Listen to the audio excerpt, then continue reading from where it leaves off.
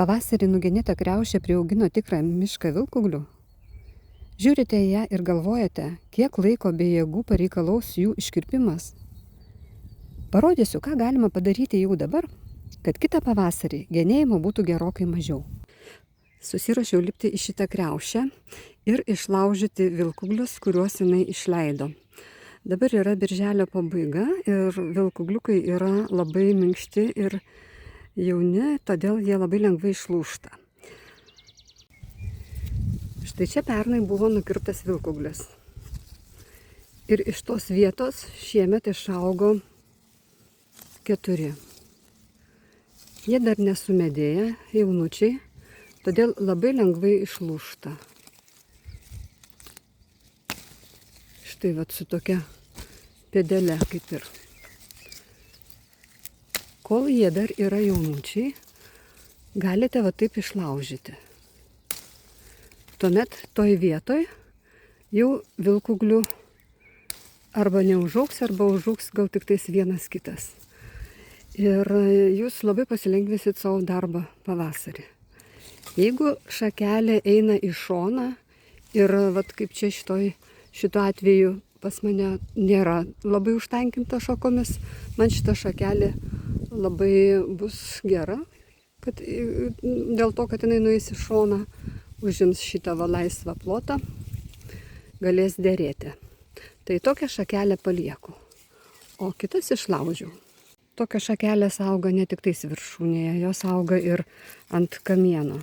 Tai lygiai taip pat pereinam visur, kur yra ant kamieno, ten, kur mums nereikia šakelės. O jeigu reikia, paliekam, jeigu nereikia, tiesiog išpešam. Bet šitą dalyką galima buvo šiek tiek anksčiau padaryti, keliom dienom. Nes jau kai kurie pešasi gana sunkiai ūgliukai. Bet štai ten yra priaugę daug toks šepetukas.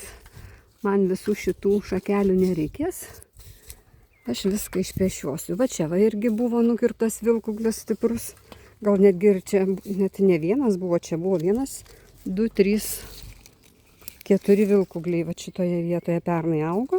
Ir šiemet čia užaugo vėl 1, 2, 3, 4, jau 5 vilkūgliai.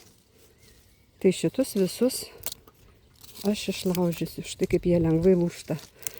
Kai užauga vilkūgliai jau rudenį, sustiprėja, sumedėja, juos tiesiog sunku iškirpti netgi su sekatorium.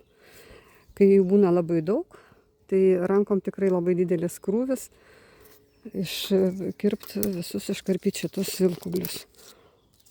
O vasarą tai atliekama labai paprastai.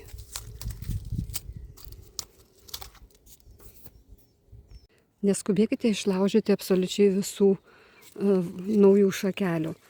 Net jeigu jos auga ir ne visai tinkama kryptimi, bet pasižiūrėkite, kaip dera jūsų medis. Jeigu jūs norite, kad susiformuotų daugiau vaisinių šakelių, tai va tokias šakelės galite tiesiog pritrumpinti ir ant jų formuosis vaisinės šakelės. Va šitą aš išlaušiu tikrai, nes auga į priešingą pusę, į lajos vidurį.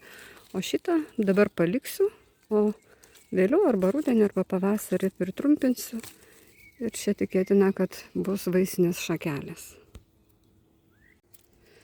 Dabar tų šakelių, kurias paliekam, trumpinti nerekomenduočiau, nes tai paskatins šakelių augimą iš miegančių pumpurų, štai šitų vietų.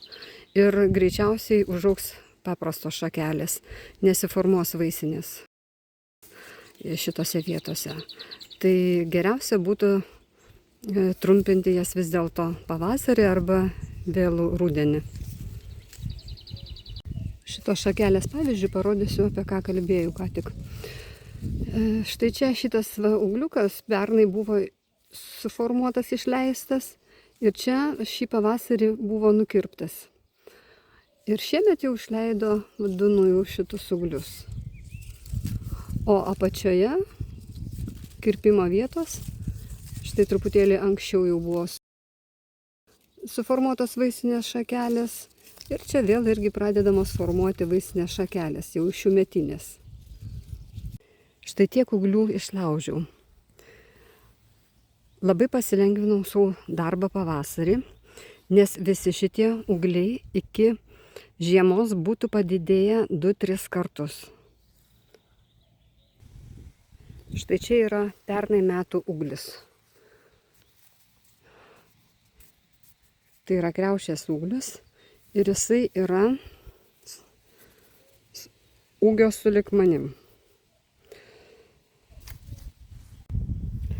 O dabar paimkim bet kokį didesnį ūglį iš šitos krūvos, kur aš išgenėjau. Na štai va, šitas gana nemažas. Tikrai didesnio nelabai gal ir rasim. Ir pabandykim palyginti jo dydį. Tai yra vat 1, 2, 2,5. Tai štai tokie būtų užaugę ūgliai, galbūt aišku kai kurie ir mažesni. Ir jeigu pasižiūrėsime storį, kurį mums reikėjo iškirpti to ūglio, tai vat irgi galima palyginti. Dabar išlaužėme gana lengvai štai tokį mažą nesumedėjusią, o pavasarį būtų tekę iškirpti su sekatorium arba jau netgi su pjūkliuku kai kuriuos. Žodžiu, būtume turėję įdėti daugiau pastangų tam, kad pašalintume šitus ūglius. Beje, tokius minkštus vilkūglius labai paprasta utilizuoti. Aš juos išmetu į komposto dėžę ir jie iki pavasario tenai supus. Tuo pačiu gausiu iš jų dar ir neblogą trąšą. Šita kriaušė atrodo jau neblogai, dabar eisiu. Dar tą patį padarysiu štai su šita kriaušė. Ir yra dar viena kriaušė. 3 kriaušės didelės pas mane yra. Tai apeisiu visas kriaušės ir išlaužysiu. Jeigu turėsiu dar laiko, tą patį padarysiu ir su obelimis. Obelis netiek daug priaugina ūglių, bet vis tiek pakankamai nemažai. Kai nuolat yra genimas obelis, jos netaip smarkiai paskui augina vilkūglius. Tai vat šita obelis pas mane yra nuolat genima ir kaip matot, ūglių didelių kol kas nėra daug. Kriaušės ūglius augina visada. Taigi raskime laiko šiek tiek įdėti pastangų dabar, o pavasarį dėl to tikrai pasidžiaugsim. Atsisveikinu su jumis, iki sekančio susitikimo.